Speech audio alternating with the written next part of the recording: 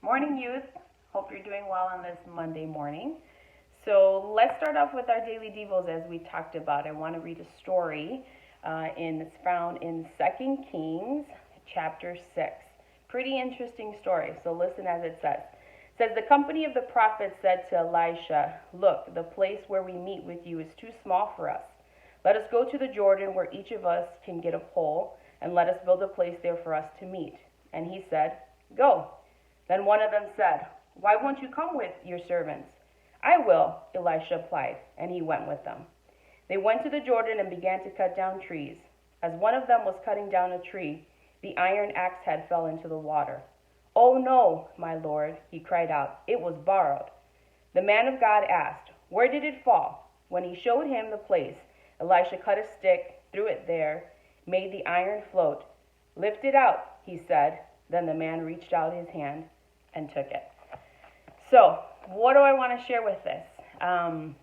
Pretty interesting story, right? They, in the place where they found themselves, too many of them, right? And so they said, "Hey, let's go to the Jordan River."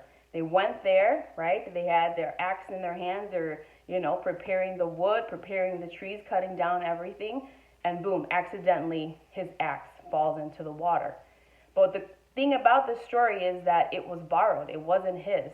And so he felt like, oh my God, what's going to happen? I borrowed this. I have to give it back, right? If you borrowed anything, you feel like you're responsible for that thing, which you are because you borrowed it. So my question is, he tells Elisha says, "Hey, where did it fall?" They look in the water. They don't necessarily see it instantly, right? And Elisha says, "Well, where exactly did it fall?" They threw in a stick. They threw in something. And all of a sudden an axe floats up to the surface. So how is that? It's made of steel, right? So we kind of start to think about that. But the moral of this story is the fact that God made provision. God made a provision knowing that that man had borrowed that axe. And he used Elisha. He used them in a sense that he was able to say, "Hey, look, where did it fall?" They threw the stick in. Was it that the stick made the axe float up to the water? No. But I think God understands our heart. God understands, and he makes a way.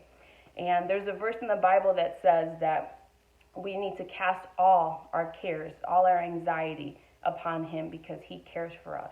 And so in this instance, we're talking about an axe. We're talking about a little thing, right? But what little things in your life, what little things do you feel like, you know what, do I really need to go to God for that? Do I really need to search God for this? Absolutely. He says to cast all our cares on him, to cast all our anxiety on him. And I know that we're going through a very, very difficult time right now.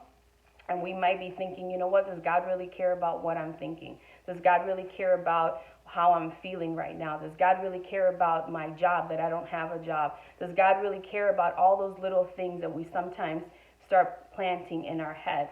And let me tell you, he says, cast all your anxiety on him. Cast all your cares on him because he does care for you.